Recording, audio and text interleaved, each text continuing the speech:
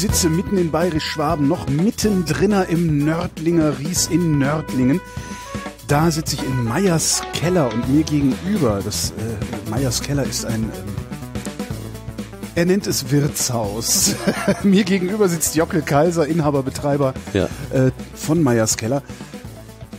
Hallo erstmal. Hallo. Finden Sie das nicht ein bisschen bescheiden, Nee, Wirtshaus gar nicht. zu sagen? Nee, aus einem ganz bestimmten Grund nicht, weil wir Sie haben einen Stern, um Himmels Willen. Ja, gut. Aber ich denke, wie ganz wichtig ist, dass ich sehe ein Wirtshaus immer als kommunikative Stätte, wo sich Menschen treffen, wo sie genießen, wo sie laut sein dürfen, wo gelacht werden darf, wo die Leute einfach rundweg Spaß haben sollen. Und das unterscheidet uns, glaube ich, grundsätzlich. Also Gott sei Dank hat sich da ja auch viel verändert, aber früher war das schon so, dass es noch die klassischen Gourmet-Tempel gab. Ja. Wir schon ambitioniert gekocht haben und uns eigentlich immer gedacht haben, das wollen wir eigentlich nicht. Ne? Das ist nicht unsere Welt, sondern wir wollten immer, dass die Gäste einfach mit Freude an den Tisch gehen, dass Kommunikation stattfindet, dass es laut und lustig sein darf. Meine Frau ist auch völlig unkompliziert, die lacht viel mit den Gästen.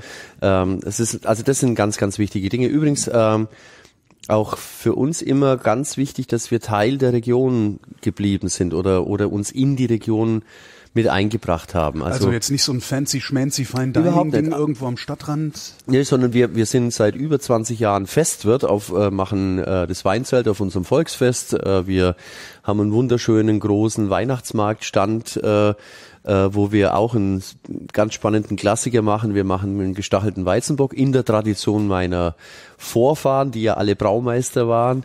Und gestachelt deshalb, weil das ist auch ganz spannend, weil wenn man das mit dem glühenden Eisen stachelt, so ein Starkbier, dann karamellisiert der nicht vergorene Zucker im Schaum. Das Bier selber bleibt aber wunderbar kalt. Ich habe 2 Jahre gebraucht, um das so ein bisschen zu erklären. Im 2. Jahr bin ich irgendwann mal an den Weihnachtsmarktstand runtergefahren, habe zu meiner Frau gesagt, ich gehe jetzt Animation saufen. Ist mir nicht gut bekommen, muss ich gleich vorweg sagen. Ich habe den Weg zurück ins Wirtshaus nicht so gleich wiedergefunden. Aber man muss dazu sagen, Sie sind hier aufgewachsen. Ja, genau. Aber es zeigt so auch ein bisschen, wie wir ticken. Also einmal wollen wir in der Region was machen und präsent sein und in die Region einbringen, wollen dabei aber innovativ bleiben, nicht irgendwelche Traditionen zu Tode reiten, sondern uns immer wieder neu erfinden, mitentwickeln, das in die heutige Zeit bringen. Und das machen wir mit unserem Weinzelt auf unserem Volksfest und das machen wir eben auch mit unserem Weihnachtsmarktstand während der Weihnachtszeit in unserem wunderschönen oder auf unserem schönen Christ- oder Weihnachtsmarkt, den wir in Nördlingen haben. Ich war mal eine große intellektuelle Wolte. Ist das die Zukunft des Wirtshauses? Ich glaube, ja. Weil ich habe so viel schon über Wirtshaussterben geredet und das ist ja nicht nur, da geht ja nicht nur eine Kneipe, die zumacht, sondern da geht ja eine ganze Kultur verloren. Naja gut, es haben sich wesentliche Dinge verändert. Es kann sich heute kein Mensch mehr von einer Kattelrunde ernähren, die von abends 8 bis um 24 Uhr damit verdient macht, dass jeder drei Helle trinkt. Das ist das eine. Auf der anderen Seite, glaube ich, ist es ganz wichtig, dass man als Gastronom oder als Gastwirt, und da sehe ich mich wirklich so in dieser Rolle auch, dass man den Gästen einfach viele Möglichkeiten gibt, dass sie sich in einem Wirtshaus wohlfühlen. Auch situativ, dass sie immer entscheiden können. Ich sag mal, wir haben Gäste, die gehen immer wieder mal zu uns und essen ein mehrgängiges Menü, aber die haben zu einer anderen Tageszeit, mit einer anderen Laune auch das Bedürfnis, mal nur einen Schnitzel zu essen oder einen Zwiebelrostbraten. Und ich glaube, dieses Spektrum und diese Möglichkeit, dass man eben alles machen kann, aber qualitativ auf hohem Niveau, das ist, glaube ich, entscheidend. Und dass man auch immer hinhört auf den Gast, was hat er denn für Bedürfnisse, was will er denn? Oder ich glaube, dass auch zukünftig das Erlebnis, also dieses kommunikative Miteinander am Tisch sitzen, wir haben jetzt beispielsweise ein ganz neues, altes Menü wieder kreiert, also neu deshalb, weil wir das als Menü zusammengestellt haben, aber das sind unsere Wirtshausklassiker. Geht los mit unserem, natürlich vorweg jetzt erstmal unser Culatello, das ist so ein bisschen unser Signature-Dish, wenn man so möchte.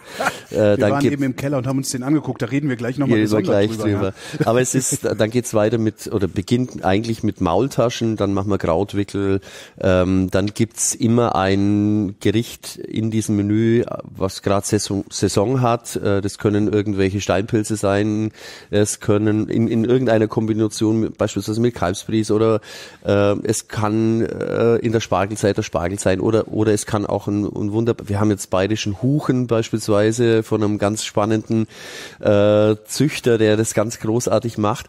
Also Huchen ist ein Fisch, ein fast ausgestorbener Fisch, es gab früher den Donauhuchen, ist auch ein Salmonid, ähnlich wie Forelle, Renke oder Lachs oder Saibling und ist aber weißfleischig, sehr fest in der Konsistenz, wunderbar in der Qualität und ich habe den eben jetzt von einem Fischzüchter, der eigentlich den Besatz macht, um die Fische auszuwildern für die ganzen Fischereiverbände. Und das Witzige ist, der bekommt die als kleine Fische und setzt die in Teiche ein.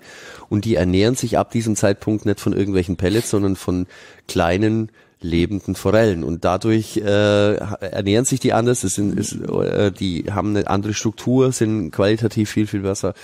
Aber jetzt sind wir schon ganz weit abgewichen und dann geht's in diesem Menü, das Menü nennt sich mit Leib und Seele, geht's also weiter dann mit unserem Blutwurstgröstel, wir haben uns ganz lange auch mit der Warmfleischverarbeitung, mit qualitativ hochwertiger Herstellung von Lebensmitteln beschäftigt, immer mit dem Hintergrund, keinerlei Zusatzstoffe in den Lebensmitteln zu haben.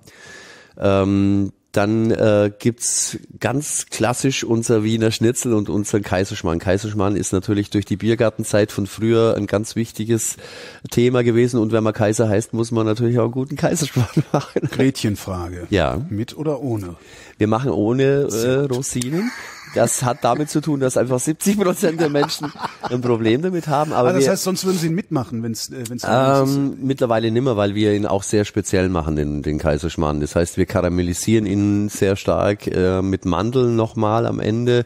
Das ist auch ein wirkliches Signature von uns. Also warum bin ich eigentlich am Ruhetag hier? Ja, das müssen wir vielleicht ändern. Das machen wir mal. Ja, und dieses Menü wird nicht auf Tellern serviert, sondern das wird eingestellt in Platten, in Schüsseln, in großen Behältnissen. Und die Gäste nehmen sich das selber. Und wie bei Muttern. Genau. Und das ist so dieser kommunikative Moment.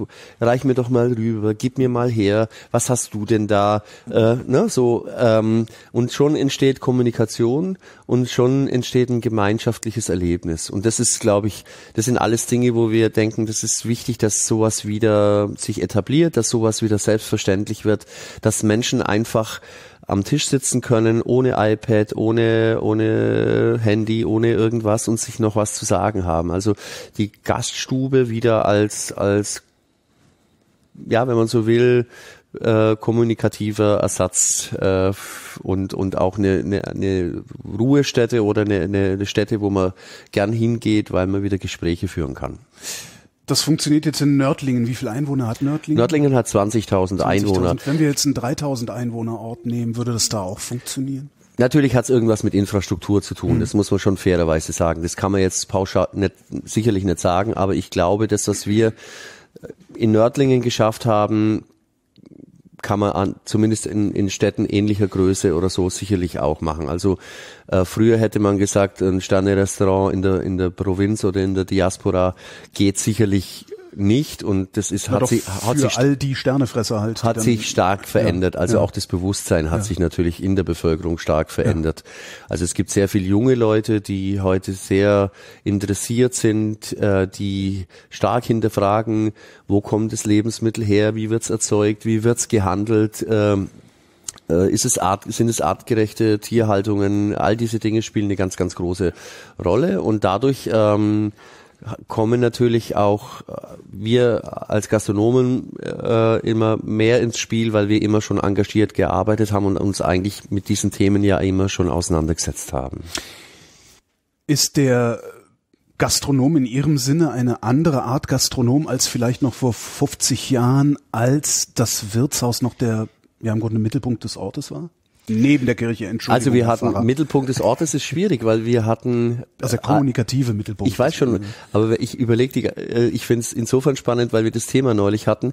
In Nördlingen gab es mal 50 Wirtschaften in einer Stadt in dieser Größe. Da waren es noch keine 20.000 Einwohner, sondern eher 15 höchstwahrscheinlich und da gab es 50 Wirtschaften. Wie konnten die überleben? Ja, weil die alle für sich und also ich weiß es ja von meinen Großeltern noch, in unserem alten Bierstüble, da wurde auch ganz anders konsumiert. Da hat man schon, ich sag mal, und meine Großmutter hat immer gesagt, unter 7 Maß Bier ist niemand nach Hause gegangen. Also das ist schon auch ein anderes Konsumverhalten gewesen. Und dann haben die natürlich auch ordentlich dazu gegessen und getrunken und oder nur zum Trinken ordentlich gegessen. Also es hat sich da was verändert. Es war dann in so einer Kleinstadt wie Nördlingen, ist man dann natürlich auch oftmals von Wirtschaft zu Wirtschaft gewandert, was ja auch schön ist, dass man auch eine Vielfalt hatte. Das ist leider verloren gegangen, ähnlich wie teilweise auch ich habe den Biergarten auch, den klassischen Biergarten früher sehr leidenschaftlich betrieben. Da müssen wir jetzt erstmal hingehen, damit die Hörerschaft überhaupt weiß, worum es hier geht. Wir sitzen hier in einem Gebäude von 1880, genau, auf einer Anhöhe mitten im Nördlinger Ries. Das früher mal ein Biergarten mit wie viel Plätzen waren das? 360 Sitzplätzen, aber ich kann wirklich stolz sagen, dass wir an manchen Abenden 500-600 Leute da auch hatten.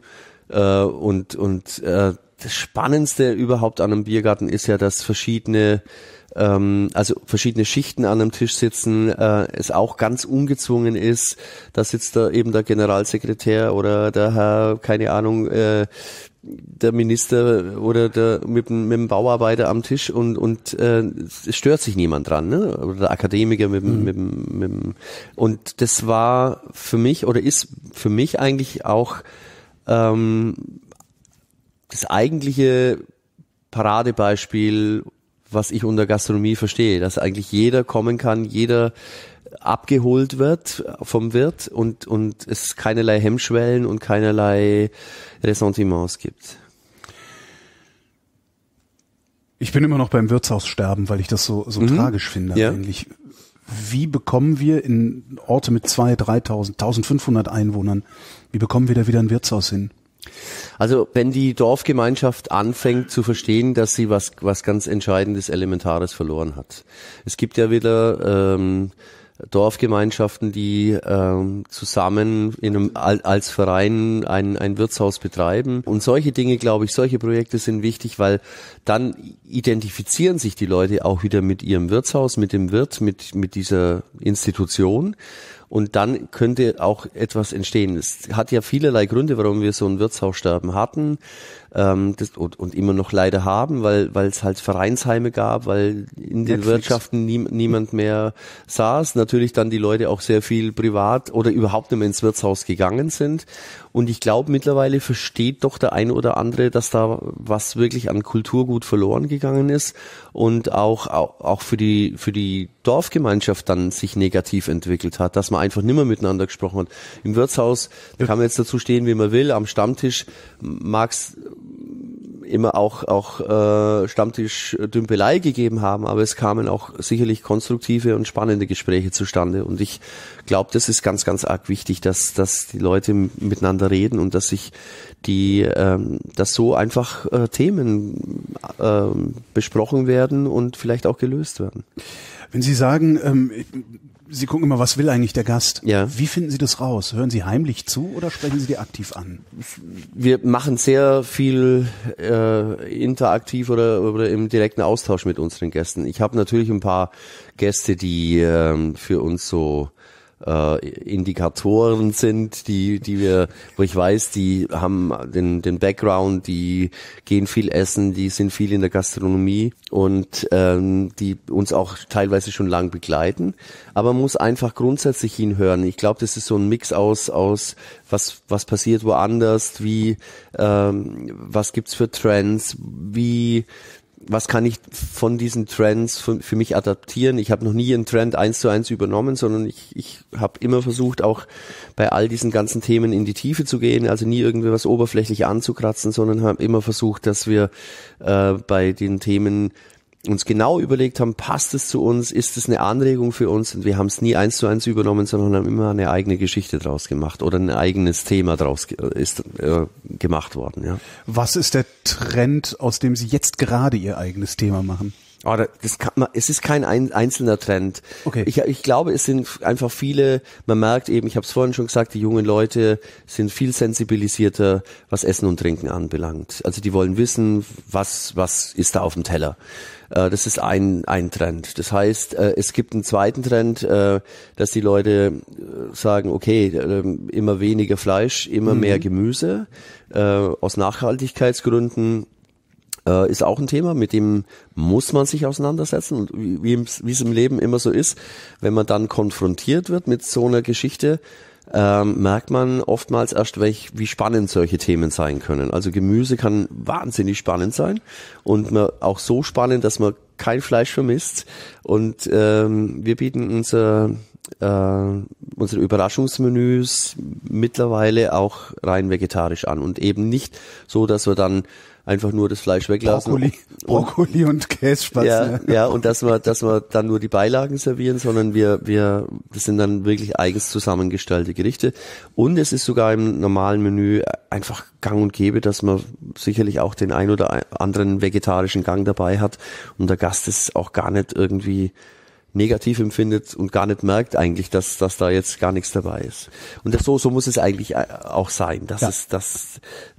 Und so gibt's alle möglichen, wie gesagt, Gästeverhalten ändert sich. Ich glaube, ein Erlebnisfaktor ist heute auch wichtig, dass die Gäste wieder unterhalten werden. Also wir machen mindestens ein Gericht oder 2 Gerichte, die wir am Tisch zubereiten oder tranchieren oder wieder am Gast arbeiten.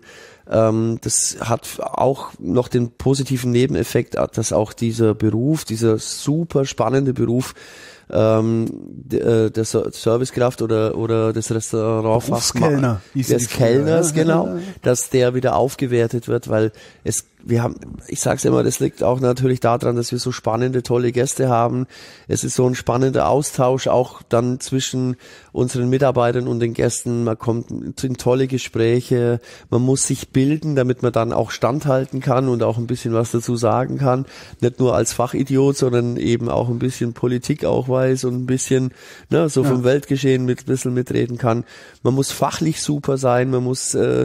Wir haben einen Käsewagen, da sind 30 verschiedene Käsesorten drauf. Wir haben einen Weinkeller mit bestimmt 200 Weinen. Das machen Sie nicht mit einer studentischen Aushilfe. Ja, natürlich machen wir das auch mit der studentischen Aushilfe, aber wenn sich die drauf einlässt und dann ist das alles super spannend. Ja. Also ich finde es wunderbar, dass dieses Berufsbild da wirklich aufgewertet wird. Also das ist ein Trend, dass man Erlebnisse wieder schafft, aber jetzt nicht irgendwie Erlebnisse, dass wir jetzt am Tisch zum Zaubern anfangen, sondern dass man Erlebnisse schafft, dass der Gast sagt, wow, da ist es mir in hängen geblieben, da ist was Tolles, habe ich was Tolles erlebt. Wichtig ist, dass der Gast, oder das wäre der Idealfall, dass er sich immer an eine Sache so toll positiv erinnert, wenn er bei uns im Wirtshaus war, dass er noch 1-2 Wochen drüber erzählt. Also es reicht ja manchmal nur ein Gericht oder es reicht ein Erlebnis. Ich habe neulich schon wieder, ich habe auf dem Weihnachtsmarkt, kam ein Gast und hat erzählt, Herr Kaiser, ich war schon so oft bei Ihnen, Sie kennen mich zwar vielleicht nicht, ich bin auch nicht so oft im Service, das macht ja meine Frau. Und ich gesagt, ja, aber wir sind so gerne bei Ihnen und die Initialzündung war, Sie haben da Gäste da gehabt, sind mit denen in den Keller runtergegangen und haben eine Kellerführung gemacht in ihren Gewölbekellern, wo ihr Culatello reift. Und da haben sie ganz spontan gesagt, wollen Sie da mitgehen? Und dann sind wir damit runtergekommen und das war so ein nachhaltiges Erlebnis und das hat uns so begeistert. Und seitdem kommen wir regelmäßig. Ne? Also das sind so spannende Erlebnisse, wo ich mir denke, wow, super. Oder dass man die Leute, dass man die Bedürfnisse abholt und den Gast da, was er sich einfach wünscht bei Hochzeiten. Wir nehmen bei Hochzeiten die Leute zum Dessert mit in die Küche, dann dürfen sie sich uns über die Schulter schauen, dürfen ist natürlich immer spannend, weil es nach so einem 3-4-Gang-Menü aufzustehen, um hinterher zu tanzen, da kriegt man sie auch wieder in Schwung, die Leute.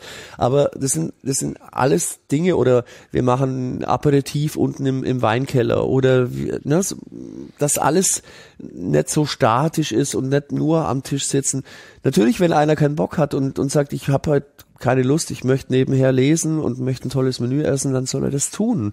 Und dann muss der Service aber auch wieder so clever sein und sagen, den lasse ich jetzt in Ruhe, den texte ich jetzt nicht irgendwie zu den ganzen Abend und erzähle ihm das Gelbe vom Ei oder so, sondern dass man dann wirklich sagt, der braucht jetzt Ruhe und der kriegt die Ruhe, ja.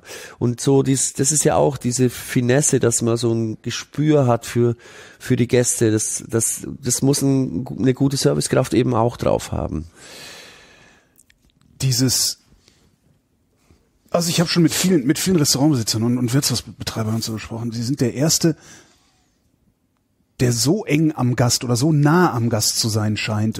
Hat mit unserer Geschichte, glaube ich, zu tun. Woher kommt das? Ja, weil wir, als wir hier begonnen haben, also ich habe ein bisschen eine schwierige Vita, also nicht die klassische, schwierig nicht, aber nicht die klassische Vita. Ich habe ich habe gelernt 2 Jahre, habe vorher eine Hotelfachschule gemacht, habe dann 2 Jahre gelernt und bin direkt nach Hause gegangen. Normalerweise als Koch geht man dann mindestens noch 6-7 Jahre auf Tour, macht verschiedene Stagen, guckt sich was an, lernt dabei natürlich auch.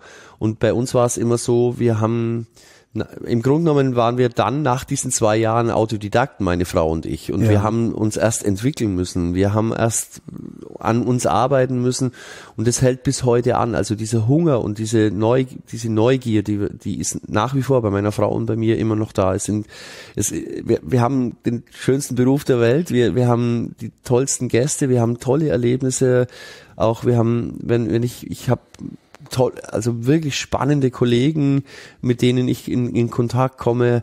Es ist ein wunderbarer Austausch. Ich darf wirklich viele Dinge erleben, die man vielleicht in einem normalen Handwerksberuf so nicht erleben würde oder erleben kann. Und auch nicht in dieser Nähe zum Kunden, zum Gast. Wenn ich Handwerker bin, ist ja eine ganz andere Distanz zum Kunden, zum Endkunden dann da. Da mag schon sein, dass ich irgendeinen spannenden Auftraggeber habe, aber ich mache halt dann mein Handwerk und dann bin ich wieder weg. Bei uns ist es ein ständiges Gespräch. Wir kriegen sofort ein Feedback, jeden Abend entweder ein Lob oder Tadel. Gott sei Dank ist es mehr Lob wie Tadel. Aber wo hat man das? In welcher Branche gibt's sowas, dass man sofort gesagt bekommt, Mensch, das war jetzt lecker, da habt ihr wirklich toll und die Kombination und der Wein hat so super dazu gepasst oder aber ist dann auch nicht die Fallhöhe größer? Also ist das nicht dann auch gleichzeitig mehr Druck, der da auf einem lastet? Also witzigerweise mache ich mir über Druck, habe ich mir noch nie Gedanken gemacht. Selbst, es wird ja immer gefragt, wenn man einen Michelin-Stern hat, haben Sie Angst, den wieder zu verlieren? Das hätte ich jetzt auch noch, ich streiche die Frage mal durch. Ne? Nee, eben nicht, weil Michelin ist ein ganz, ganz wichtiges Marketinginstrument, ist super seriös, keine Frage, aber das ist nicht unbedingt relevant für die Beziehung für uns zum Gast. Wir müssen gucken, was will der Gast und alles andere zählt erstmal nicht. Würden Sie sagen, dass die normale Kochlaufbahn, also dann irgendwie noch 6-7 Jahre unterwegs zu sein, hier in der Küche, da in der Küche, dass das die Köche tendenziell versaut? Es gibt alles. Also ich habe Köche erlebt, immer wieder, die in den besten Häusern gelernt haben, dann in den elterlichen Betrieb zurückgekommen sind und nichts verändert haben. Und ich habe viele andere kennengelernt, die sich einfach immer wieder ständig neu erfinden und immer ständig neue Dinge machen. Ich glaube, das ist eine Typsache. Ich glaube, das ist einfach der kleinere Prozentsatz der Bevölkerung, der bereit ist, sich zu verändern und Veränderung macht den meisten Menschen Angst. Ja, und vor allem, wenn man in den elterlichen Betrieb kommt, man muss nur mit jungen Winzern sprechen, wie deren Eltern darauf reagieren, dass sie jetzt irgendwie, keine Ahnung, biodynamisch anbauen wollen. Ja, oder genau. Warum durften sie das? Ich meine, ich nehme jetzt den Biergarten, hau hier 150 Plätze runter und mache Feinwein. Ganz so einfach war es nicht. Also es war eben einmal bedingt, dass ich sehr neugierig war und einfach von Anfang an zusammen mit meiner Frau unheimlich ambitioniert war.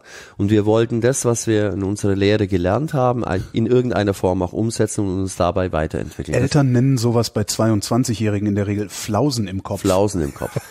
Es war so, dass meine Mutter, das war ja also eigentlich war es ein Sommerbiergarten und im Winter war hier ab und zu mal im Saal eine kleine Veranstaltung, aber eigentlich war es ein Sommerbiergarten. Das heißt, im Sommer musste das Geld fürs ganze Jahr verdienen. Genau. Und dann einmal war da dann einfach die Möglichkeit, sich ein anderes Konzept zu überlegen. Und eben meine Mutter gesagt hat zur damaligen Zeit, ich komm bitte nach Hause nach deiner Ausbildung, die war damals gesundheitlich nicht auf der Höhe, entweder du kommst oder ich muss das halt verkaufen, dann wäre es auch okay gewesen. Und ich habe mich in dieses Haus einfach verliebt. Ich habe Gott sei Dank meine Frau und ich, wir haben das Potenzial gesehen und ich habe Gott sei Dank eine Frau gehabt, die mit mir das durchgezogen hat, weil das ist, glaube ich, allein nicht zu stemmen oder wäre es nicht zu stemmen gewesen. Also das war auch wirklich einen starken Partner hier zu haben, die da wirklich jeden Schritt mitgeht. Es ist natürlich, meine Frau ist auch meine stärkste Kritikerin, aber dieses ständige Reiben bringt einen natürlich auch weiter, ne? Und dann entwickelt man sich und letztendlich hat sie aber auch alles mitgetragen und alles mitgemacht. Und wir haben auch teilweise natürlich hat jeder so seinen Aufgabenbereich. Ich bin eher so in der innovativen Richtung. Sie hält mir in vielen Bereichen den Rücken frei, damit ich eben innovativ sein kann. Also es hat schon eben einen wunderbaren Vorteil, dass ich da so agieren darf, wie ich will.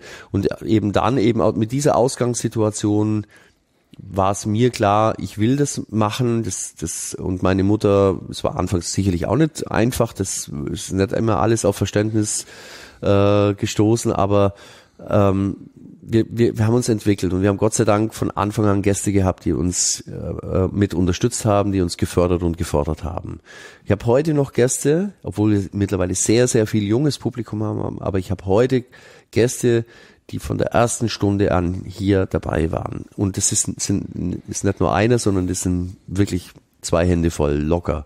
Und das sind auch Leute, mit denen wir uns gerieben haben, die uns ehrlich ins Gesicht gesagt haben, wenn was nicht gepasst hat, da müsst ihr arbeiten, das funktioniert noch nicht so, aber die nach draußen gesagt haben, da müsst ihr mal hochgehen auf den Meierskeller, da gibt's richtig gute Küche und so, also die das uns gesagt haben und nicht verbreitet haben und uns eigentlich in jeder Hinsicht unterstützt haben. Das ist ganz, ganz großartig. Was mir kürzlich in Hamburg in so einem Fine Dining Laden passiert ist, wir haben dem Kellner gesagt, dass das vegetarische Gericht, was sie geliefert haben, nicht mal ansatzweise angemessen ist für den Rest der Küche. Also es ist ein extremer Abfall dagegen gewesen wäre. Der Kellner hat das quittiert mit, naja, den einen schmeckt's, den anderen nicht. Ja. Das demotiviert mich, eine Rückmeldung an die Küche zu geben, ehrlich gesagt. Sollte ich trotzdem weitermachen? Unbedingt. Egal, wo ich bin? Ja, unbedingt. Also wir fassen jede, und das klingt immer so plakativ und so oberflächlich, also jede ehrlich gemeinte Kritik, und zwar jetzt nicht unbedingt über die Social Medias, sondern jede direkte angesprochene Thematik hilft uns weiter. Wie sollen wir Wünsche erkennen? Wie sollen wir Kritik oder Mängel erkennen? Natürlich gucken wir auch drauf, aber man hat ja unterschiedliches Empfinden, unterschiedliche Anschauungen und Kritik ist wichtig, um sich weiterzuentwickeln. Und das ist wie wenn ein kleines Kind Klavier lernt und so ein Kind immer jeden Tag lobt. Und wenn es Hänschen klein spielen kann auf dem Klavier, dann kann ich kann nicht sagen, das ist jetzt großartig, sondern du musst sagen, jetzt wird's aber mal Zeit, dass du mal die erste hier Noten lernst und dass du dann mal dich entwickelst. Und dann ständig auch dranbleiben und mit Biss dranbleiben und sich auch den Willen haben, sich zu verändern. Und das hatten wir und darum ist Kritik so unglaublich wichtig. Ist denn die Soße war zu salzig. Ist das eine angemessene Rückmeldung? Naja, da kann man ja dann auch über Geschmack lässt sich ja bekanntlich nicht streiten. Eben. Aber das ist genau der Punkt, dass man über solche Themen dann zumindest nachdenken muss. Und wenn die Kritik zu oft kommt, muss ich am Salz was verändern, glaube ich. Und dann stimmt auch irgendwo was nicht. Dann habe ich vielleicht irgendwo ein Defizit irgendwo. Aber ich muss mich auch nicht so weit verbiegen, weil im umgekehrten Sinne ist Mainstream auch das Schlimmste, was man sein kann. Ne? Also wenn ich es jedem zu jeder Zeit alles recht machen möchte, dann wird's langweilig. Dann wird's so eine Frittenbude auf. Dann wird's wirklich furchtbar, weil es gibt nichts Schlimmeres in der Gastronomie oder auch überhaupt wie Belanglosigkeit und Einfalt. Das ist Mainstream ist eigentlich das Schlimmste überhaupt, was man machen kann. Man muss Ecken und Kanten haben, man muss eine Philosophie haben, man muss auch Gäste an Dinge heranführen. Ich mache Kochkurse, wir machen Veranstaltungen, wir haben erst gestern eine wunderbare Veranstaltung gehabt, wo wir 300 Leute im Haus hatten, 300 Gäste, wo wir an verschiedensten Ständen gekocht haben, wo wir Gastköche da hatten, wo wir tolle Winzer da hatten, wo wir am Schluss mit DJ und Live-Musikern bis in der Früh um 4 gefeiert haben. Das sind alles Dinge, wo Menschen ungezwungen den Kontakt bekommen können mit uns, sehen können, dass wir jetzt nicht irgendwie abgehoben sind, auch mal was verkosten können an verschiedenen Ständen, auch mal sagen, nee, das ist jetzt nicht meins, aber das hat mir ganz besonders gut geschmeckt. Also solche Dinge, immer wieder Brücken bauen zum Gast, versuchen auszutesten, wo geht die Reise hin, der Austausch unter den Kollegen ist wichtig, dass man sich entwickelt. All diese Dinge sind wahnsinnig wichtig. Als Sie dann damals den Laden übernommen haben und verkleinert haben, haben Sie ja sofort mit Fine Dining angefangen? Also wir haben für die damalige Zeit, man muss jetzt natürlich, rechnen Sie 35 Jahre zurück, das ist 1984, da haben wir natürlich, da war die Nouvelle Cuisine noch Thema, ne? Also wo man immer denkt, man wäre schon fertig, wenn der Teller kommt. Ne? Ja, genau. Und insofern es hat sich ja auch da wahnsinnig viel verändert. Man hat ganz anders nachgedacht. Also wir haben ambitioniert gekocht. Wir haben zumindest versucht, auf dem Niveau zu kochen, wie ich es in meiner Lehre erlebt habe. Ich habe in einem Sterne-Restaurant damals gelernt. Das gibt's heute noch, das ist die Kupferpfanne in Fürth, hat zwar keinen Stern mehr, aber kocht nach wie vor klassische französische Küche, würde ich jetzt mal sagen, mit regionalen Einflüssen. Also kriegt man hohe Produktqualität, das habe ich dort gelernt, Produktqualität. Und das Handwerk habe ich lernen dürfen, weil ich ein sehr schlechter Lehrling war. Ich habe mich nicht an den Herd gelassen, ich musste dann immer in die Produktion. Zwiebeln schneiden. Und nein, nicht nur Zwiebeln schneiden, das war wirklich, ich habe eine wunderbare Ausbildung, ich habe einen sehr strengen Lehrherrn gehabt, aber nie einen, der ausfällig war oder so, der nur sehr konsequent war und der kritisiert hat. Und nachdem ich am Herd nicht getaugt habe ich halt dann Fische ausgelöst, Fleisch ausgelöst, Geflügel ausgelöst, Pilze geputzt. Ich habe eine ganz andere Routine bekommen, wie vielleicht jemand, der sofort an den Herd gedurft hätte und so. Also es hat mir nicht geschadet und ich bin Gott froh, dass ich da so eine Ausbildung gehabt habe und bedauere das überhaupt nicht. Im Gegenteil, das hat dazu beigetragen, dass ich irgendwie in die richtige Richtung marschiert bin. Was stand denn Mitte der 80er auf Ihrer Karte? Ach, so Sachen wie rosa gebratene Entenbrust, das ist mir gerade vorhin auch so eingefallen. Klassiker, Kartoffelgratter, Lamm mit Rosmarinkruste, nichts, was man heute nicht auch gerne essen würde übrigens, aber natürlich würde man es heute anders inszenieren, leichter machen, noch dekonstruierter wahrscheinlich. Ja, ein bisschen, ne? ja. Wobei wir uns stark reduzieren bei unseren Gerichten auf wenige Komponenten. Also wir sind keine Fans davon, dass wir 10.000 oder 20 Komponenten auf dem Teller haben, sondern ich finde 3 oder 4 auf den Punkt gebrachte Komponenten auf dem Teller und wenn die wirklich zur Perfektion, soweit es möglich ist, so weit wie möglich zur Perfektion getrieben, ist mir das Liebste. Ich liebe Produktküche. Ich liebe, wenn man wirklich definitiv noch erkennen kann und schmecken kann, welches Detail da auf dem Teller ist. Also mir ist es auch total wichtig, dass wir den Eigengeschmack, das ist auch schon ein bisschen abgedroschen, aber mittlerweile den Eigengeschmack des jeweiligen Produktes noch herauskitzeln und besonders aufwerten. Manchmal, es gab ja auch so Trends, die konnte ich nie nachvollziehen, wenn hier ein Pünktchen, da ein Pünktchen und ich habe gar keine Möglichkeit mit dem Löffel nochmal, also ich probiere gern die einzelnen Komponenten und möchte dann mit dem Löffel einmal so durchs Ganze durchfahren und das zusammen verkosten. Ja. Und das war schon gar nicht mehr möglich, weil der eine Punkt so klein war, dass er schon weg war. Ne? Und so. Aber ich will auch, wenn ich was in den Mund schiebe, dann möchte ich auch die jeweilige einzelne Komponente noch erkennen können. Das habe ich neulich gehabt. Ich habe in einem sehr ambitionierten, beim sehr handwerklich sensationell guten Kollegen gegessen, aber das habe ich vermisst. Ich habe die einzelnen Komponenten immer erkannt oder nicht in dem Maße erkannt, wie ich sie hätte rausschmecken wollen.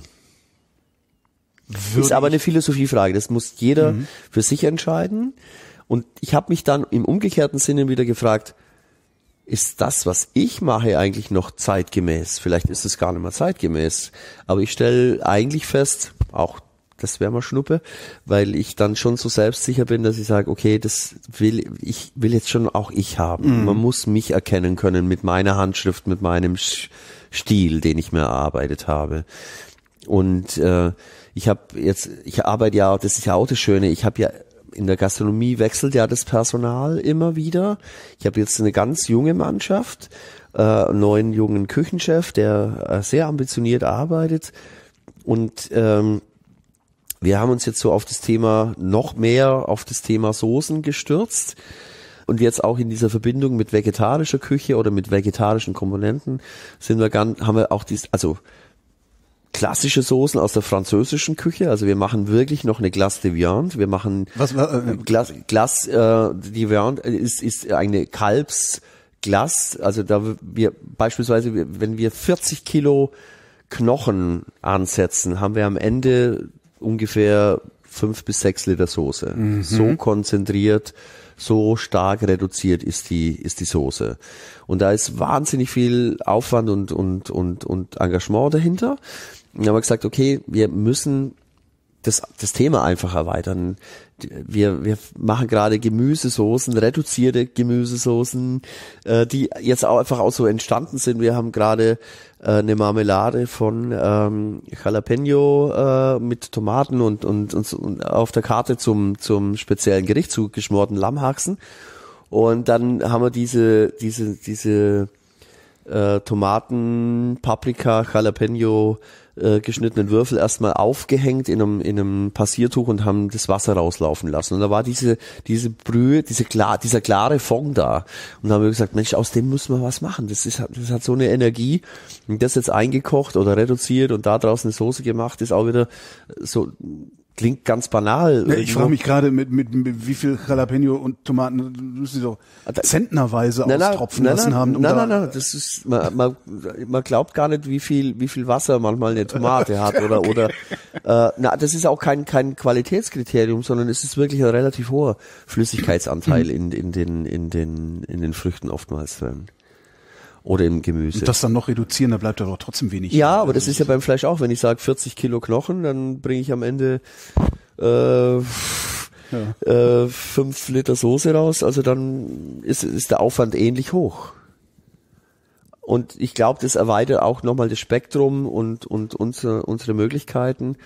Und oftmals stellt sich bei der vegetarischen Küche wirklich die Frage der Soße. Also alles andere ist komponiert, alles andere steht, alles andere sitzt. Und dann denke ich mir, und welche Soße passt jetzt da dazu? Also das kann man kann ja auch ganz gezielt Gemüse pürieren, dann eine Soße draus machen. Also das ist aber irgendwie geschummelt, oder? Weil ist ja dann am Ende auch wieder nur Gemüse, nur halt in einer anderen Aggregatzustand. Aber also wenn ich Gemüse koche zum Beispiel, wir haben neulich Rettichabschnitte gekocht,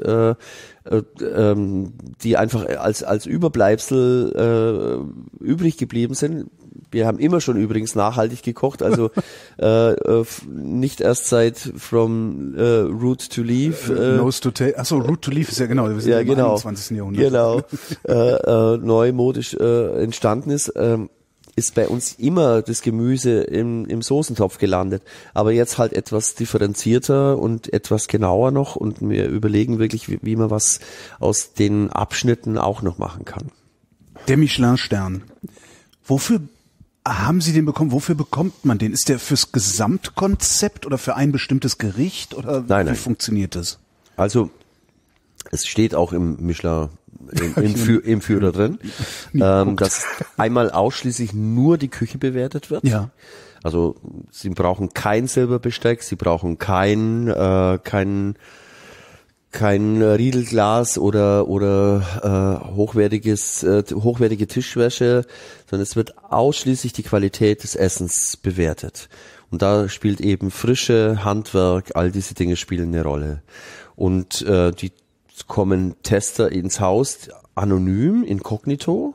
Tatsächlich oder weiß man schon, sagt man sich hier, der ist wieder unterwegs, pass auf. Also so Telefonkette unter. Wenn man jung ist, hat es fürs Ego noch eine ganz andere Bedeutung. Dann will man natürlich auch ausgezeichnet sein. Wenn man älter wird, findet man es super spannend. Ich erzähle dann auch gleich, wie wir den Stern bekommen haben.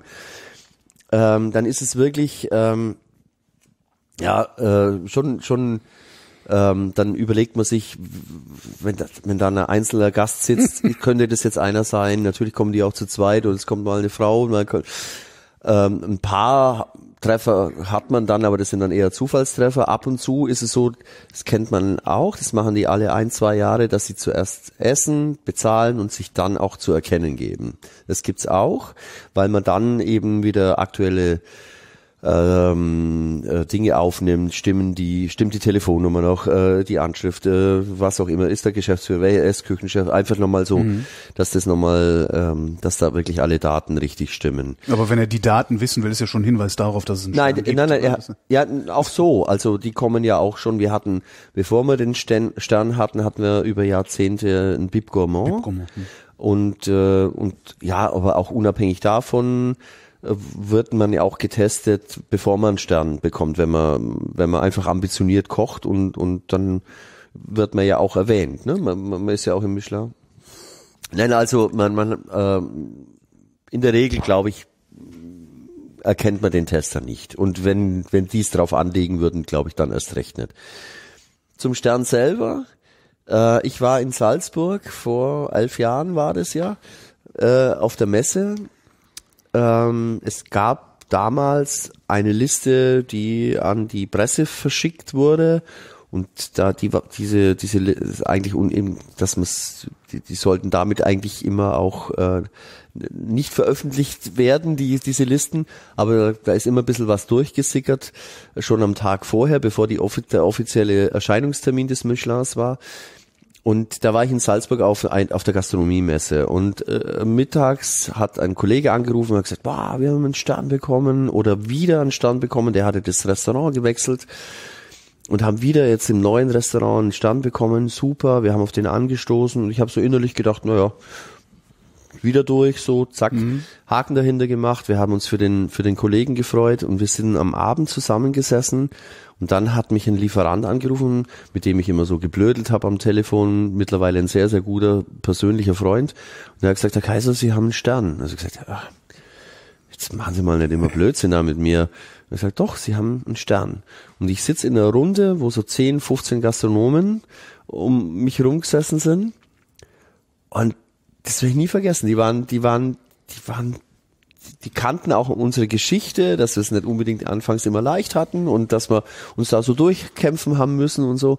Da hatten die wirklich auf einmal Tränen in den Augen und haben sich für uns gefreut und dann hat es überhaupt nicht mehr aufgehört. Das war dann haben die Gäste angerufen, dann haben die, bis ich nach Nördlingen dann am nächsten Tag gefahren bin, hatte die hiesige Brauerei eine Riesenanzeige in die Zeitung gesetzt, Michelin-Stern in Nördlingen und so.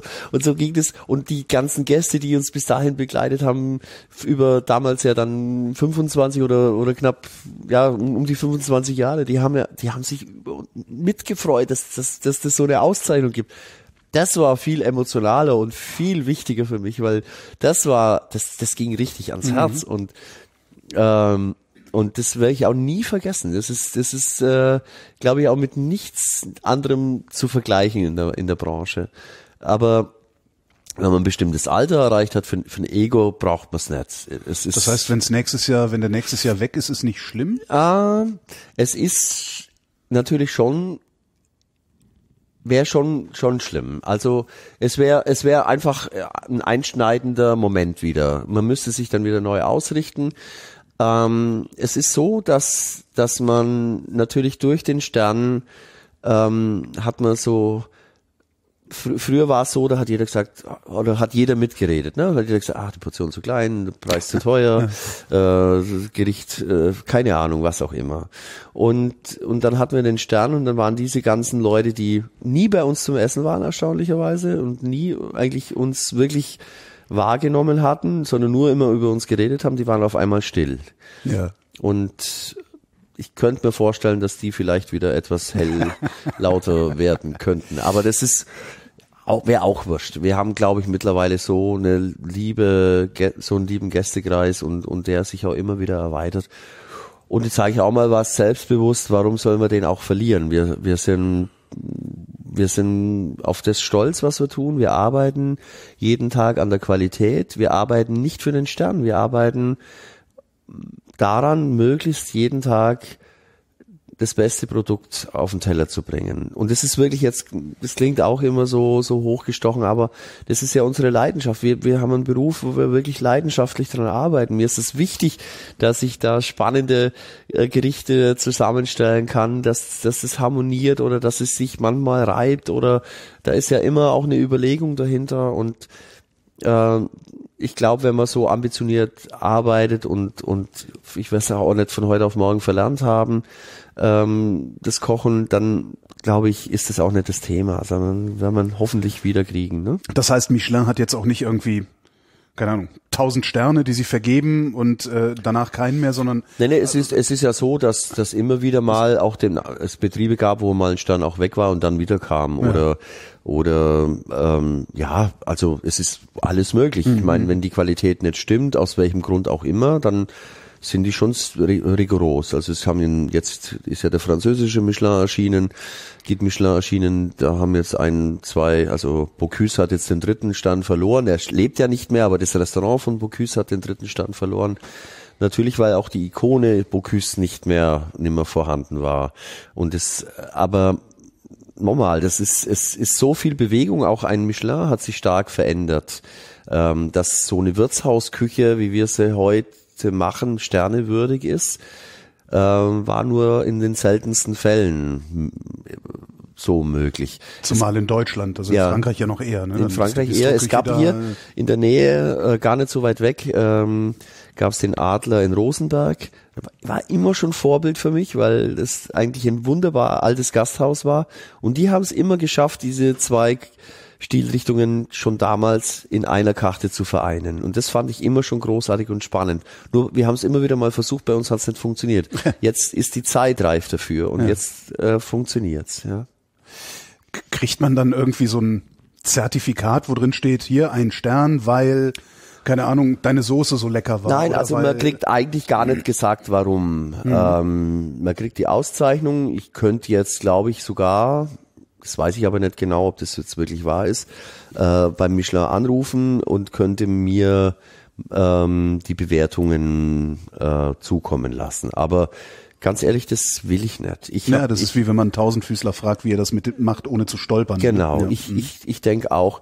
Es gibt sicherlich vielleicht ein paar Anhaltspunkte, wo man das tun kann, wenn man sich wirklich auch dahin verbessern will oder in dem einen oder anderen Punkt vielleicht mal ein Defizit hat und an dem speziellen Punkt dran arbeiten will, um sich eine kompetente Meinung einzuholen, dann ist das legitim, aber ansonsten glaube ich, ist es nicht legitim.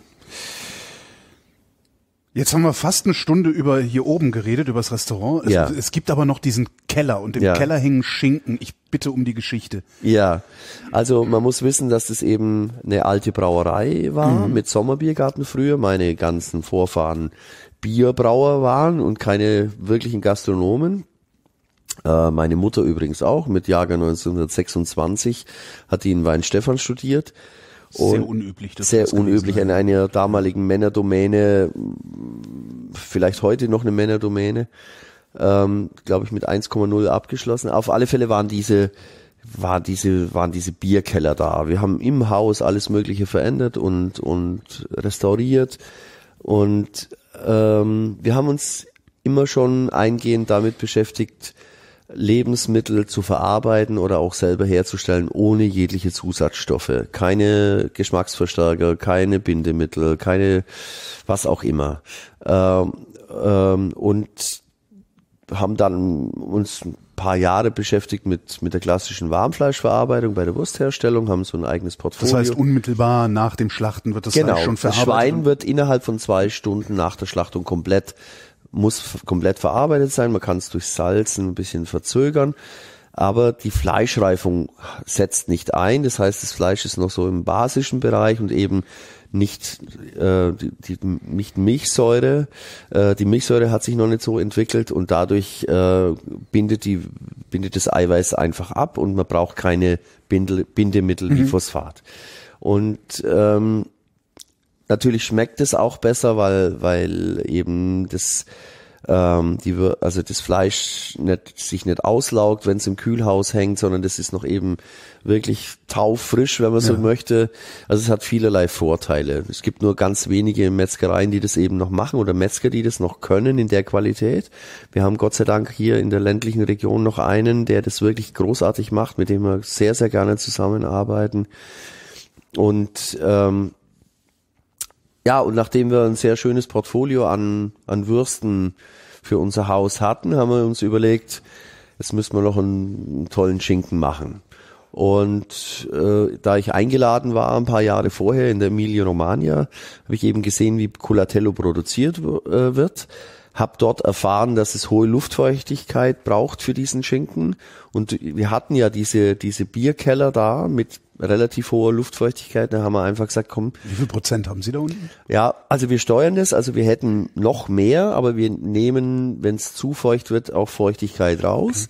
Über Entfeuchtungsgeräte, so um die 80%. Und und wir haben dann einfach mal einen Prototypen gestartet, haben so gedacht, so könnte es eigentlich funktionieren, haben gesehen, die nehmen dann eine Schweinsblase, salzen das Fleisch ein und dann haben wir so, Also Sie haben es einfach in der Emilia abgeguckt, sozusagen. Wir haben es einfach, genau, also das war der Prototyp. Ja. Und dann war der gar nicht so schlecht. Also haben wir Glück gehabt. Das hat mit dem Schimmel funktioniert, also mit dem Schimmelflor, der auf der Oberfläche natürlich entstehen muss. Der ist ja aus der Familie des Penicillins, ist dieser Schimmel. Gibt Enzyme ab, lässt den Schinken anders reifen, gibt Aromen ab, verändert die Struktur. Also ganz wichtig für diese Art von Schinken. Ist der Culatello, ist der mit irgendeinem Schinken, den ich so kenne, der ich in der normalen Fleischerei einkaufe? Einer der ganz wenigen Schinken, die eben nicht am Knochen reifen und auch nicht geräuchert, ist reiner luftgetrockneter Schinken. Und im Grunde genommen geht's bei solchen Lebensmitteln immer eigentlich in erster Linie um Haltbarmachung.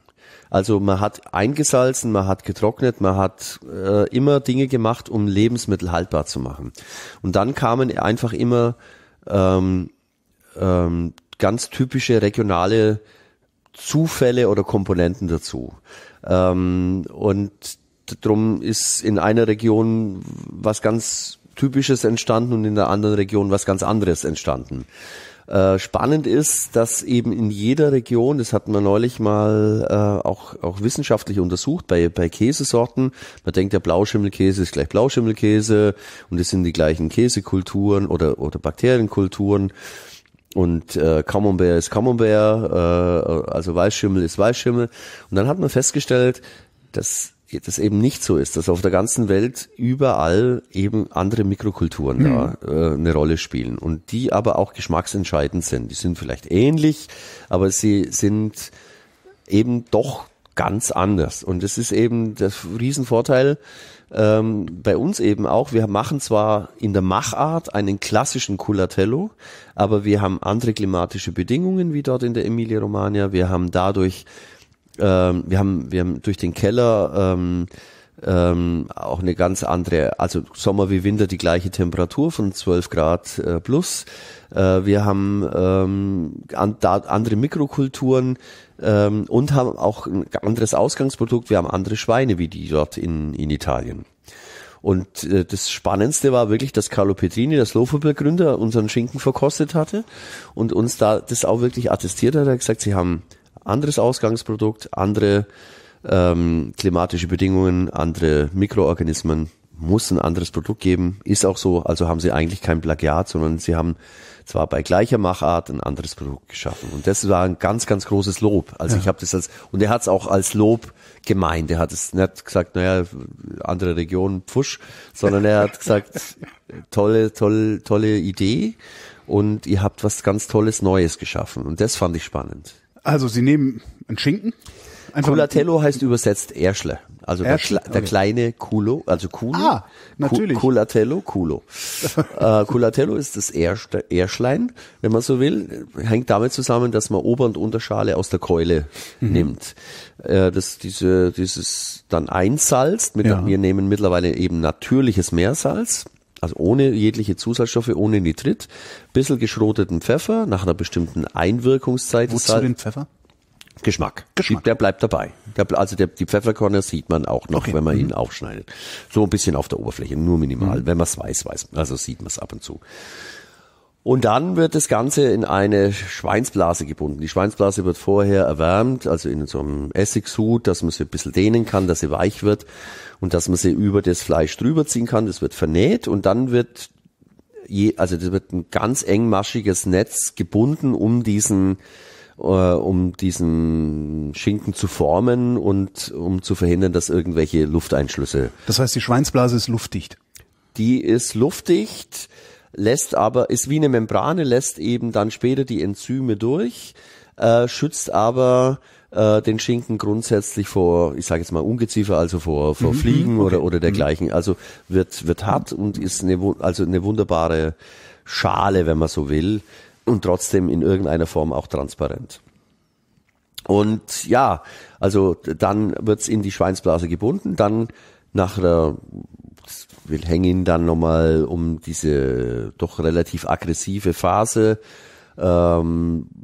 des Einsalzens ein bisschen zu verlangsamen, hängen wir den dann nochmal ins Kühlhaus und dann erst kommt er runter in den Keller. Also da läuft dann aggressive Phase. das ist so dieses Einwirken von diesem Salz.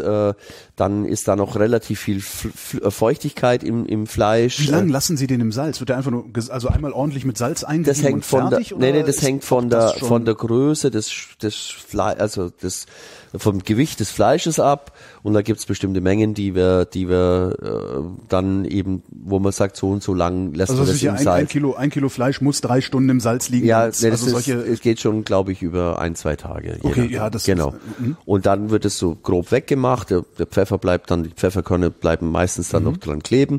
Und dann wird's eben in die Schweinsblase gebunden. Und nach circa dann kommt es aus dem Kühlhaus raus, da ist ein Großteil der Oberflächenfeuchtigkeit schon abgetropft und dann kommt es runter in den Keller, in unsere ehemaligen Bierkeller, die eben die natürliche Feuchtigkeit haben, die auch diesen natürlichen Schimmelpilz in der Luft haben. Das wäre nämlich jetzt meine Frage. Also man muss nichts wo kommt impfen. Dieser Pilz denn her? Ja, das ist okay. Also ganz ehrlich, ganz am Anfang habe ich, als wir den Prototypen gemacht haben, habe ich ein Original mit reingehängt und habe dann so mit dem Pinsel übertragen, aber ich glaube nicht, dass das der Originalstamm ist, sondern das ist das, was eben Carlo Petrini gesagt hat, ist, ihr habt eigene Mikrokulturen, es ist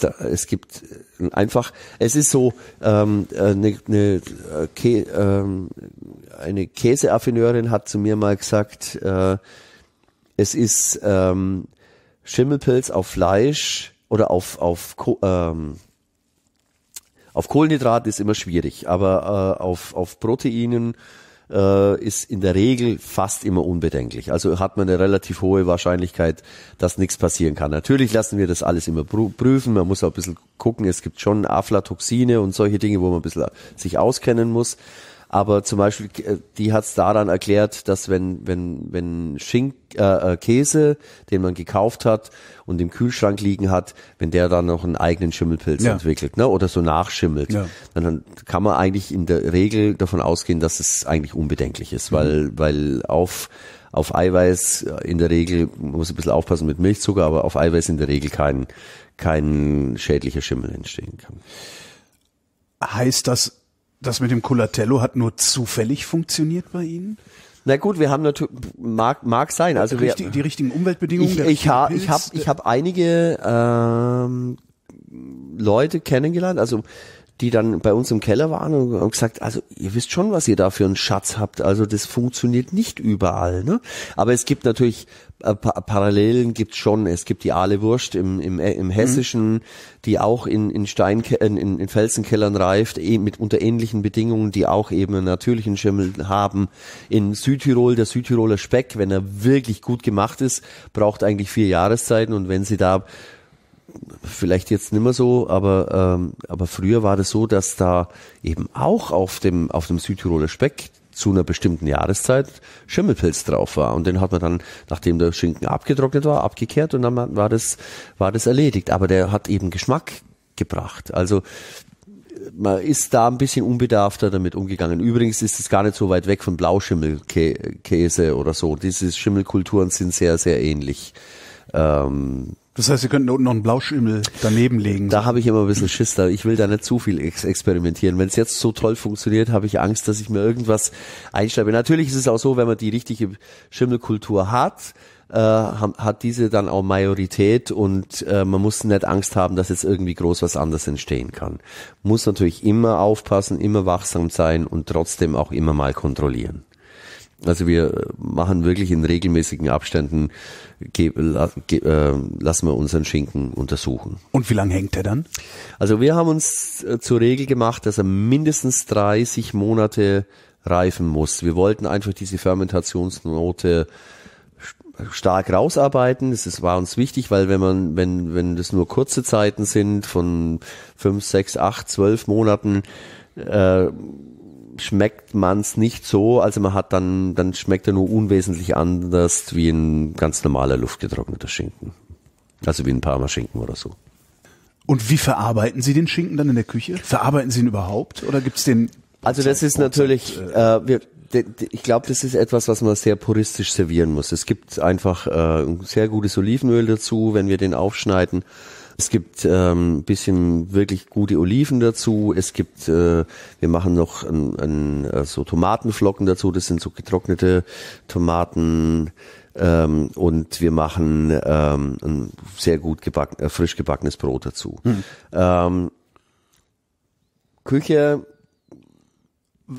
zeigt aber auch so, wie wir in der Küche, glaube ich, arbeiten. Also, dass wir in der Regel das Produkt in den Vordergrund stellen. Also, das ist beim Colatello eben etwas extremer noch.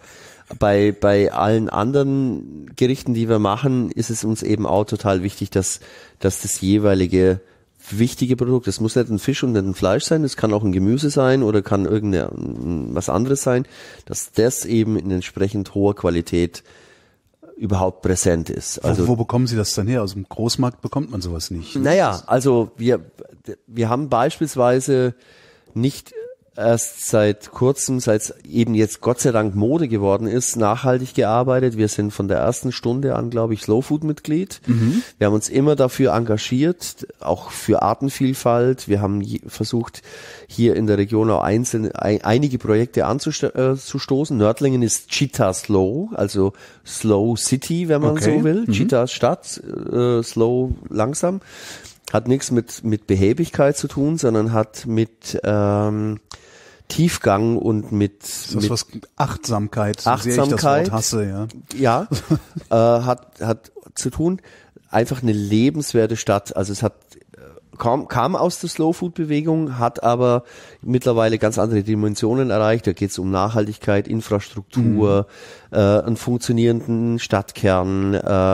Nördlingen hat mittwochs und samstags noch einen Wochenmarkt. Wir haben keinen Speckgürtel. Wir haben noch ein innerstädtisches Leben. Wir haben noch unternehmergeführte Einzelhandelsgeschäfte. Wir haben also keine Filialisten oder solche Dinge.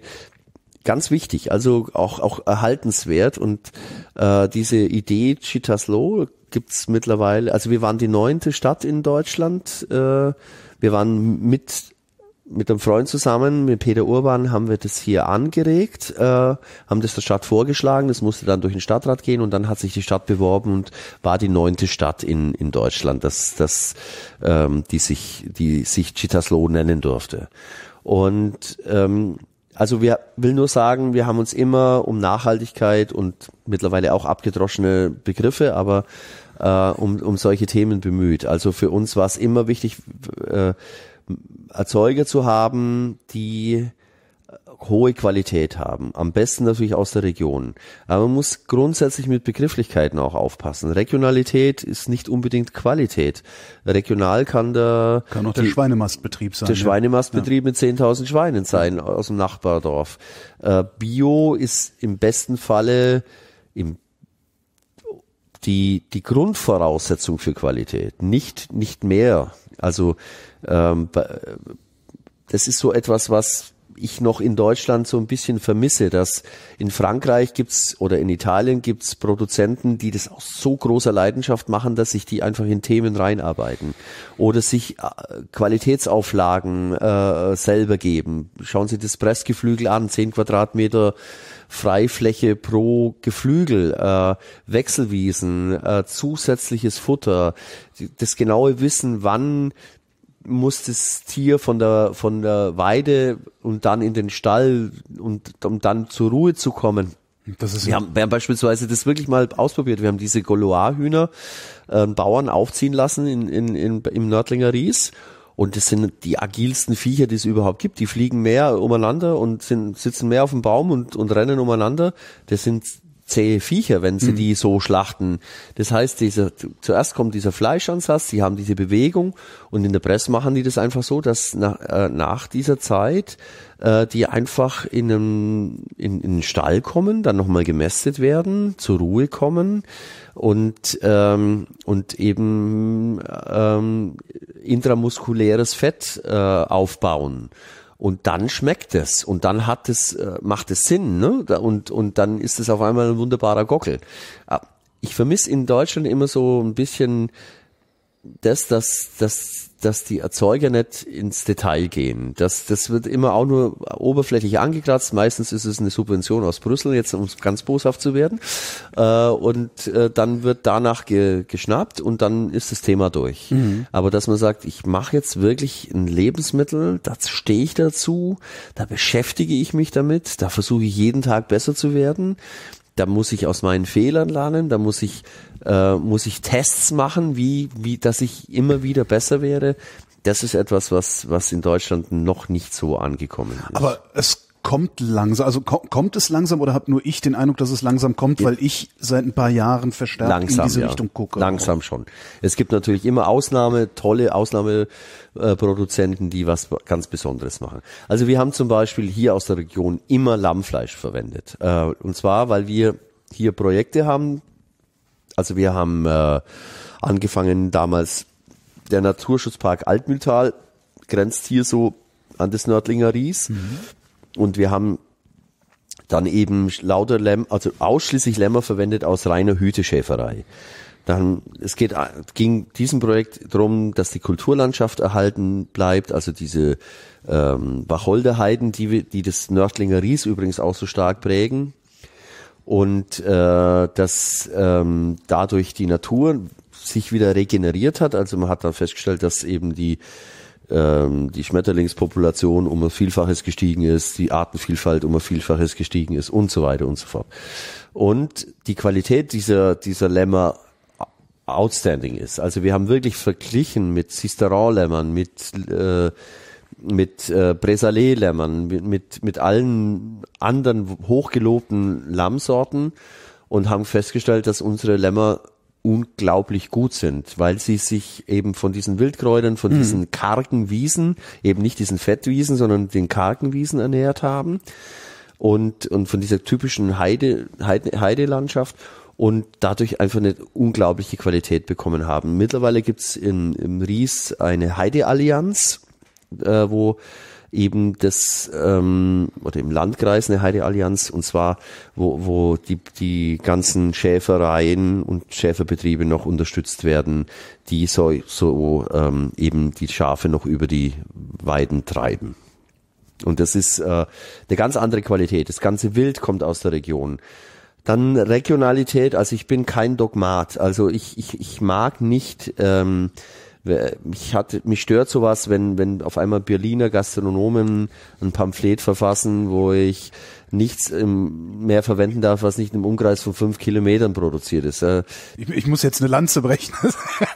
Also das Essen war schon toll. Also was aber tatsächlich ein bisschen albern war, dass der Koch, der den Fisch gemacht und serviert hat, sich bei uns entschuldigt hat, dass er den Fisch von 100 Kilometern Entfernung holen musste. Da habe ich dann schon gedacht, okay, das ist jetzt... Ja, finde ich wirklich schwierig. Und das muss man auch wirklich auch mal sagen. Also wir hatten vorhin das Thema Qualität vor Regionalität. Ja. Und ich glaube, das ist wirklich entscheidend. Ich möchte auch meinen Gästen nach wie vor Vielfalt geben. Natürlich achte ich drauf, dass wir die Lebensmittel nicht hunderte von Kilometern irgendwo herholen, aber ich will Qualität auf dem Teller und ich will nicht irgendwie so einen mageren Gockel irgendwie auf dem Teller liegen haben, bloß weil er regional ist. Also das dann ist gibt's das Problem ist halt, es gibt dann im Zweifelsfall halt keinen Gockel auf dem Teller. Ja, gut, aber was dann? Ne? So, da wird's auch kritisch. Also nochmal, es gibt viele Dinge, ich versuche es halt dann auszuweiten, wenn es was wirklich Spezielles gibt. Vorhin hatten wir das Thema Huchen. Das ist eben, wenn ich einen Produzenten habe, wenn Sie den erleben, wie der von seinen Huchen spricht, dieser Fischzüchter, der mit strahlenden Augen, der erzählt mir jedes Detail, wie er was macht und warum er wie was macht. Also sowas gibt's ja schon auch, ne? Und das ist schon großartig. Also dann muss man solche Leute natürlich sofort unterstützen. Also das tun wir auch. Also ich bin auch ständig auf der Suche. Ich bin ja Mitglied der Schönen Restaurateur d'Europe und es gibt... Was ist das? Eigentlich eine Vereinigung junger Gastronomen. Da bin ich Gründungsmitglied gewesen durch Zufall. Eigentlich war die Idee aus Frankreich stammend, junge, engagierte Gastronomen mit Talent zusammenzuführen, weil die ja gleiche Themen haben, weil sie vielleicht auch die gleichen Probleme haben, die es zu lösen gilt.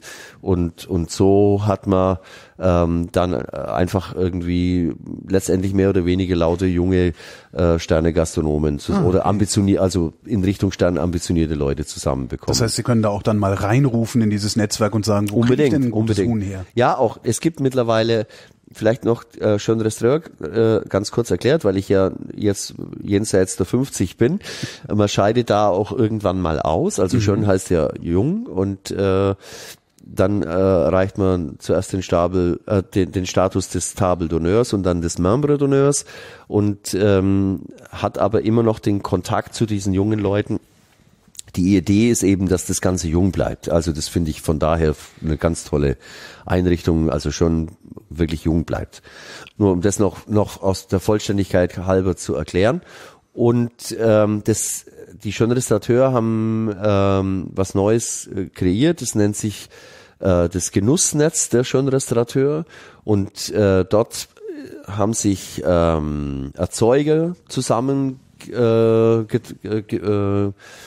hat man zusammengeführt, die hochwertige Lebensmittel herstellen. Also ganz viele, also wir haben wirklich, das sind Geflügelerzeuger dabei, da ist bis hin zur Fairtrade gehandelt und auch nicht nur gehandelt, sondern auch produzierten Schokolade wie Original Beans sind Erzeuger dabei, die ganz, ganz hochwertige Lebensmittel herstellen. Auch Wild, auch Lamm, auch Geflügel, sehr, sehr spannend. Aber das ist jetzt nicht räumlich begrenzt, sondern man hat nur versucht, engagierte, qualitativ hochwertige Erzeuger zusammenzuführen und die um sich gemeinsam zu vermarkten und unter dem Logo der Schönen Restaurateur. Wo wir es eben von diesem Regionalitätswahn haben, der da an mancher Stelle in der Bundesrepublik ausgebrochen ist. Gibt es irgendwo auch eine Grenze, wo Sie sagen, nee, das ist jetzt albern, so frischen Wasabi kommen lassen oder sowas? Also neulich war ein Freund von mir in Japan und hat einen mitgebracht. Das ist schon wunderbar. Okay, das ist, ja. Dann war es im Handgepäck. Nee, würde ich jetzt, glaube ich, so nicht machen. Nee.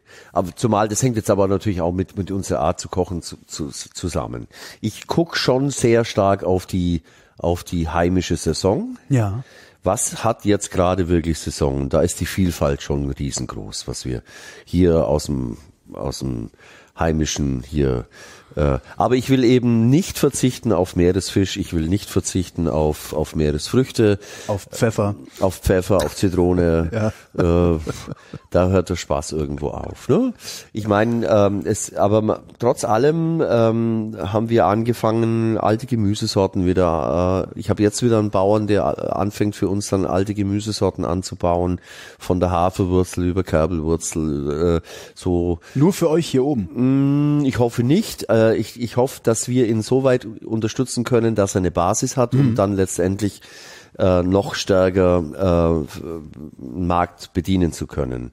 Und die Gäste feiern ja auch diese Lebensmittel und diese Gemüsesorten und diese Produkte. Die lieben das ja auch, finden das ja auch großartig, dass es sowas wieder gibt. Habe ich noch nie gegessen. Ist ja diese Süße und die Kerbelwurzel schmeckt. Die hat ja je nach Konsistenz wie gegart auch hat die eine Konsistenz wie Marzipan und auch einen Geschmack wie Marzipan. Also das geht von bis, das ist total irre. Also eine Süße, eine ganz spannende, eigenständige Note. Und da gibt's mittlerweile ganz, ganz viel. Es gibt auch wieder Rückzüchtungen. Es gibt also, nennt sich dann zwar wilder Brokkoli, wilder Blumenkohl, aber das ist natürlich kein wilder Blumenkohl, sondern es sind wieder Rückzüchtungen, wo man einfach geschaut hat, dass das einfach wieder eine andere Qualität hat. Keltenhof beispielsweise macht das und die sind nach wie vor, die sind übrigens auch beim Schönen Restaurateur Genussnetz dabei. Und solche Dinge, die machen, also sowas finde ich super spannend, dass man. Also ich finde es auch teilweise ein bisschen sehr romantisiert, wenn man sagt, der Koch geht jetzt jeden Tag durch den Wald und holt sich das Kräuterchen und schabt sich das Moos vom Baum. Die Zeit habe ich so nicht. Ich brauche halt dann wirklich tolle Produzenten, die das für mich tun. Oder man braucht Glücksfälle. Ich habe jetzt einen auch Gast von uns, der Marmeladen macht und ich habe auf einmal festgestellt, dass der eben Kornelkirsche macht und komme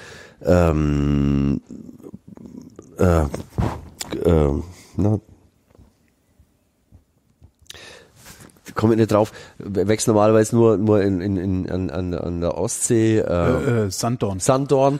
Und dann sagt er zu mir, der wächst hier auch? Und der hat da ein paar Büsche und es gibt da und der weiß die und so. Und so, alles gut.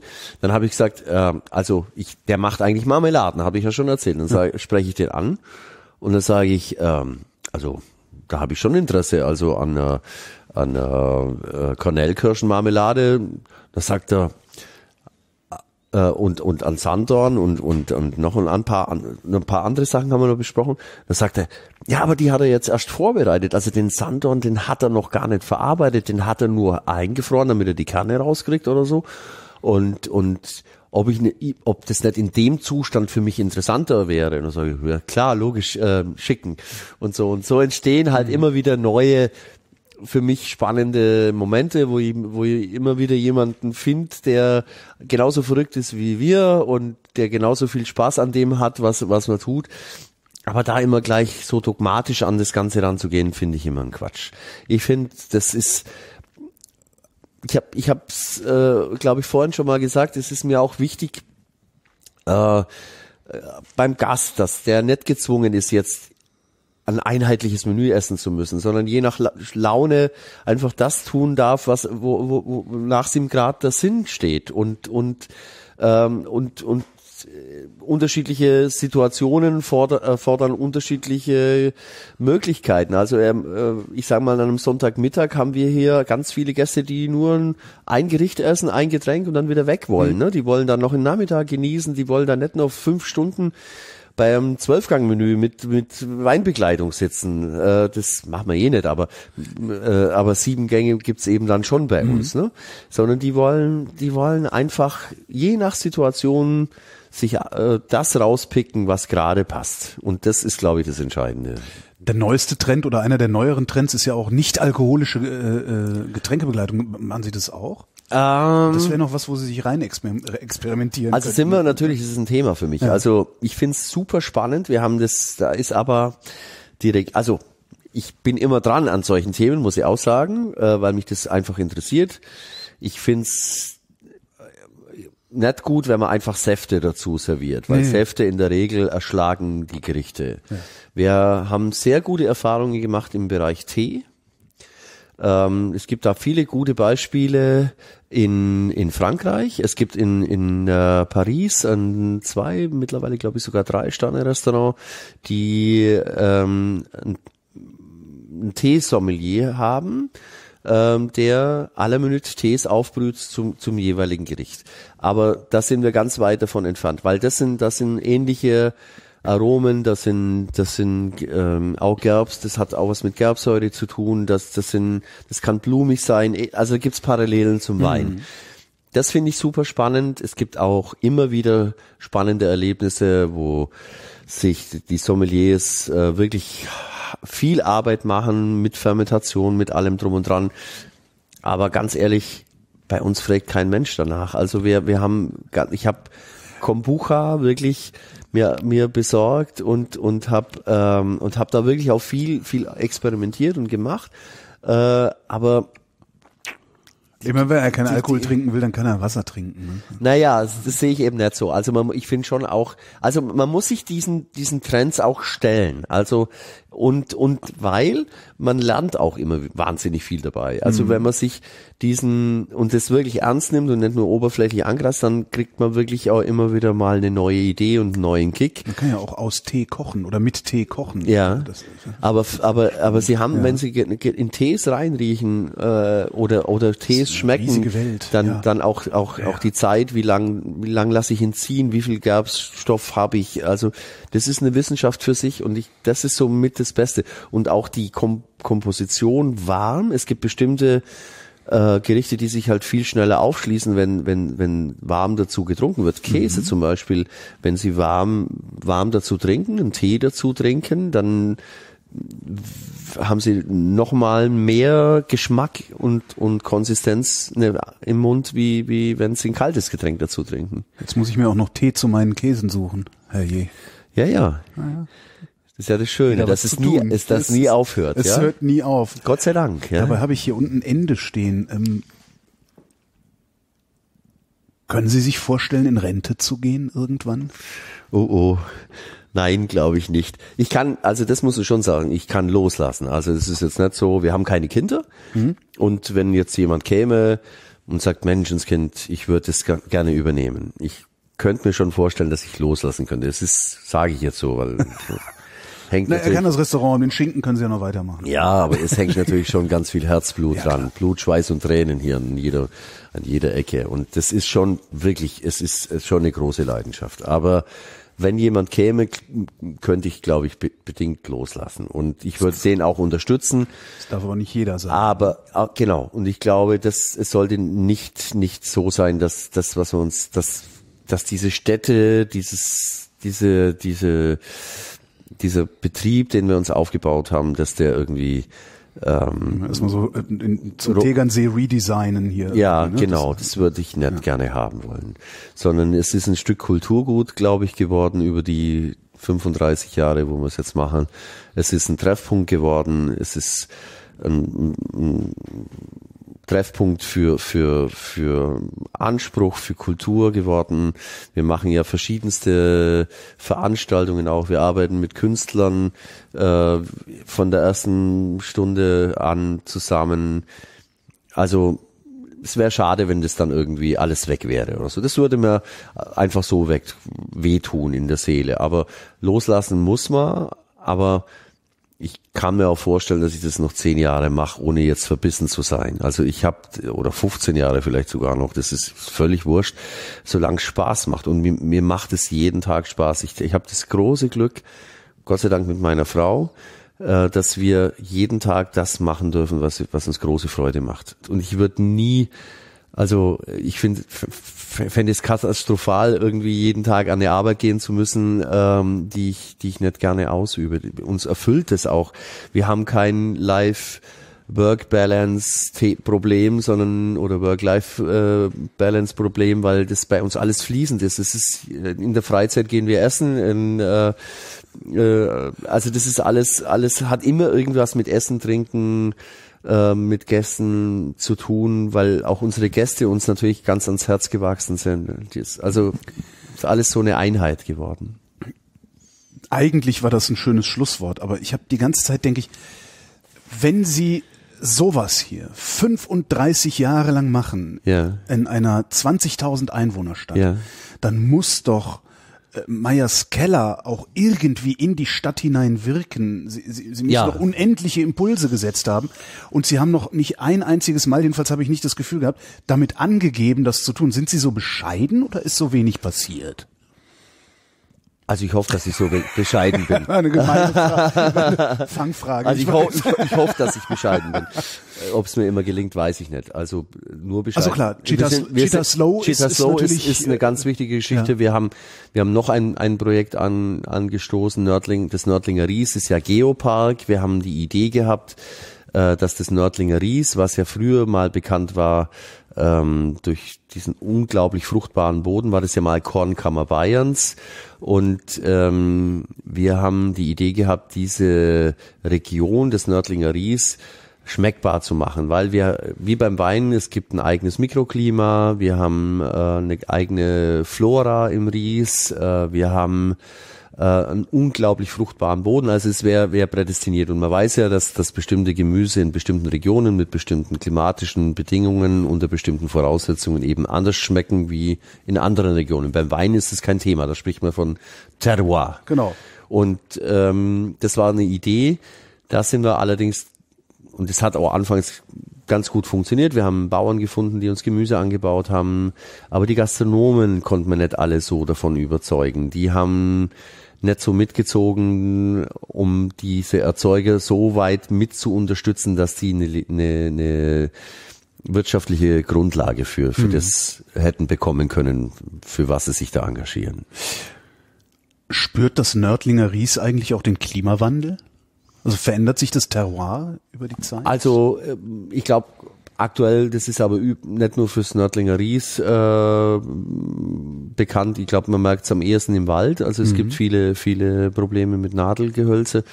Aber ansonsten, also Getreide, also wir haben jetzt noch keine Dürre gehabt. Also das Nördlinger Ries selber ist immer noch, auch in trockenen Jahren, relativ feucht und wir haben keine große Dürreprobleme. Mal gucken, wie sich das entwickelt. Also es wäre schade, wenn da was ist, aber das ist auch wieder eine Herausforderung natürlich. Wieder was zu tun. Ja, wieder was zu tun. Und wieder sich den Gegebenheiten anzupassen oder sich den Gegebenheiten zu stellen. Was in den 80ern auf der Karte stand, haben Sie gesagt, was steht da eigentlich heute auf Ihrer Karte, abgesehen von diesem Kaiserschmarrn, dessen Rezept ich nachher noch habe. Gerne, überhaupt kein Problem. Na, es ist, wie gesagt, unsere Karte prägt sich stark oder ist stark ausgerichtet auch an der Saison.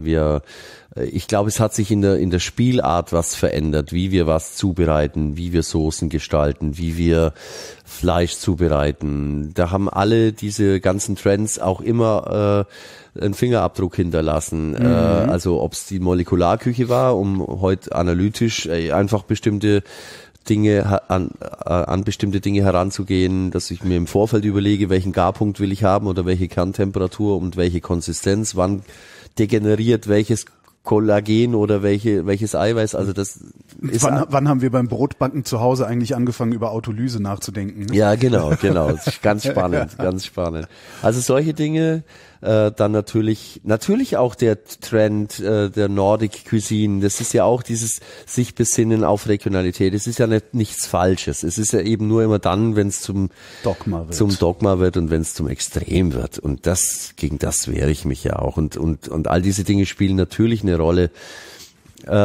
Ich glaube, dass wir einen ganz eigenen Stil haben, dass wir für eine ganz eigene Handschrift stehen. So soll es ja auch sein, dass die Gäste, wenn sie woanders hingehen, wieder eine andere Handschrift erleben, was sie dann wieder mal dazu bringt, zu uns speziell wieder zurückzukommen und zu sagen, jetzt will ich mal wieder so essen, wie ich es beim Kaiser gewohnt bin, ne? Oder beim Jockle. Und solche Dinge, also das ist, ich will es gar nicht an einem oder zwei Gerichten festmachen, es ist ständig im Wandel. Okay. Und das heißt, es gibt nichts, weil das ist jetzt sehr abstrakt, es gibt also nichts, wo Sie sagen, kommen Sie hierher, wenn wir geöffnet haben und essen Sie das. Naja, es gibt dieses klassische Menü, was ich vorhin erzählt habe, mit Leib und Seele.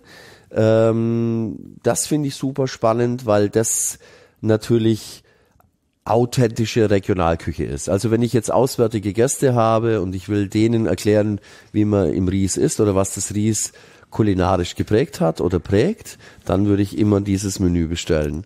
Wenn ich aber mal auch einen Abend verbringen möchte, wo ich einfach, also das, was die Gäste wirklich vor dem Zwiebelrostbraten, vor Wiener Schnitzel, vor den Klassikern, vor allem anderen essen, ist bei uns sind die Überraschungsmenüs, die mittlerweile mit 3, 4 und 5 Gängen 6 und 7 Gängen sogar serviert werden, aber 3, 4 und 5 Gänge werden am meisten gegessen vor allen anderen Gerichten. Und das heißt, die wissen vorher gar nicht, was sie kriegen. Ja, es gibt natürlich ein paar. Wir haben das auch als Karte gedruckt, wenn es jemand dann haben möchte. Man muss ja heute auch mit Allergien und mit allen Befindlichkeiten auch umgehen können. Gibt es auch die Möglichkeit. Übrigens, meine Frau sagt, keine 20% wollen es dann wirklich wissen, sondern die sagen vielleicht noch, aber keine Innereien oder sagen vielleicht keine Meeresfrüchte oder kein Ding.